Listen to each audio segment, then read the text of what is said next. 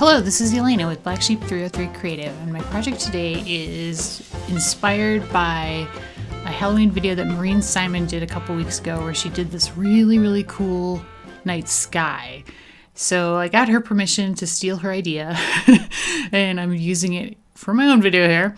So this is her color combination of distress inks to create this night sky. So the first color I've got here is Scattered Straw, and I'm going from the moon mask there onto the paper in kind of a circular blending motion to try to create kind of a glow around this moon that I'm creating. Now that mask is a reusable mask that I got from Clarity Stamp. Pretty cool.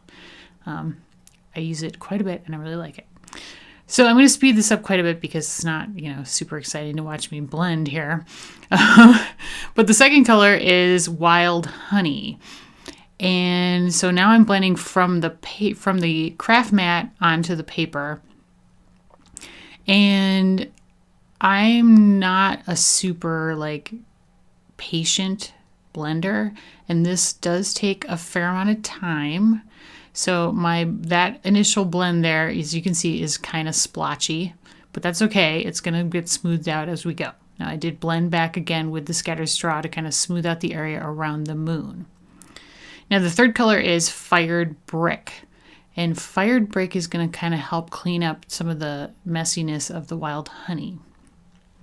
But again, you'll see I do get a little bit splotchy here and there, but not too bad. The tricky part with this was that I did my moon sort of over to the right, so I had to be, less colorful around the moon and more colorful as I worked my way down on the paper.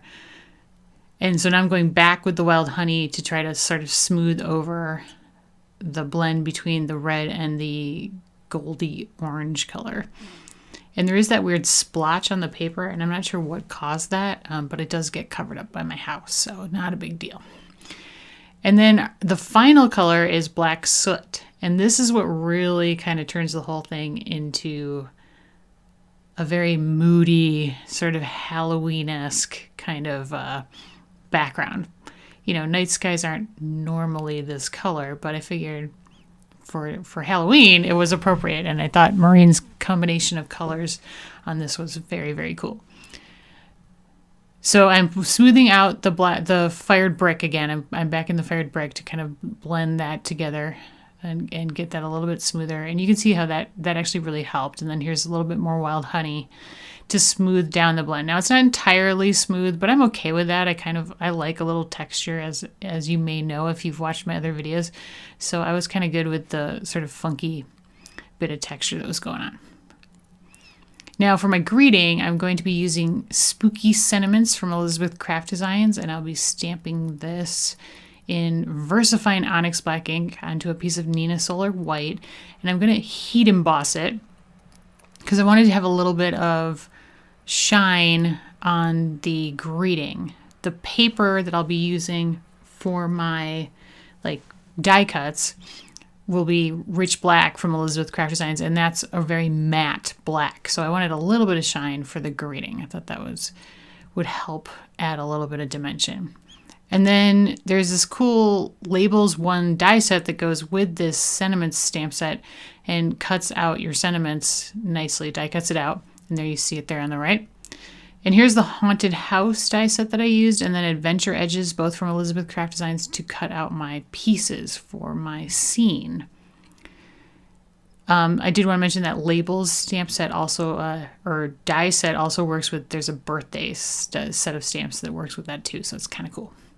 Now to create lit windows behind my house, I'm using my CT2 Spectrum Noir marker and just coloring it on some paper, and now just cutting around the sort of the shape of the windows to get the right size yellow piece behind the windows. Now I wanted to mention at this point that I probably should have waited to do this. I put glitter around the windows later, and it would have been better if I had waited to put those windows, the backing on the windows in until after I did the glitter, but I'll mention that again later. Now I'm fixing the word witch with my black glaze pen because it did have a few little holes in it here and there. And that glaze pen does a nice job of just filling in any black heat embossing it, and it looks pretty seamless. Now to color the candy corn on my sentiment, I use CR10 for the darkest orange. Now I'm using the CT2 for the lightest color, and then I'm going to go OR1 in the middle. So I'm making sort of ombre candy corn, kind of going from like reddy orange to yellow, much like the sky. And then to add some additional little glitter to my card, I decided to glitter around the opening in the tag with some true red silk microfine glitter, also from Elizabeth Craft Designs. It's amazing glitter. And here's where I'm glittering up my windows. So I'm taking a quickie glue pen and I'm drawing just around the outline and the, what is that, like the mullions in between on the window, and coating those with glitter. And I did all the windows, and as I mentioned, it probably would have been better had I done the glitter before I put the back on the windows, and you'll see why in a second. So I'm doing a little bit of glitter on the witch. Her hat got glitter and her broom, and then I'll do her shoes as well.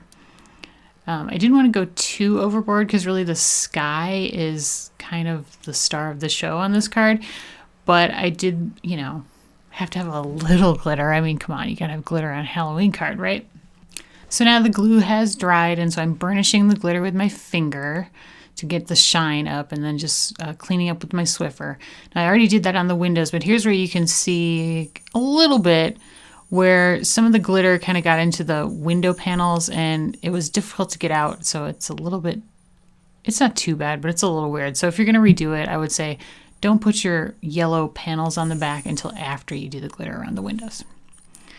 Okay, so here's how I'm gonna basically lay out the card. I want my witch in front of my moon, house over to the left, and then I'm gonna have the grass down on the bottom and my little greeting off there to the side. So I've put 6mm adhesive all over the back of the house and the grass. And once I get all the backing off of that, I'll be adhering that down. I'm also going to add a little bit of quickie glue pen to any areas on the house where I couldn't like get adhesive, sort of like the real skinny parts. And just get that down in place. And then I'm going to adhere my grass down. Now the grass piece is bigger than the card panel. The card panel is 6.5 by 5 inches. It's a little bit larger, almost an, what would that be, an A7 size card? And so I'm just trimming off the excess on the grass. And sorry, my dog has decided to jingle the heck out of the recording. Anyway, so I'm gluing down my witch with my quickie glue pen.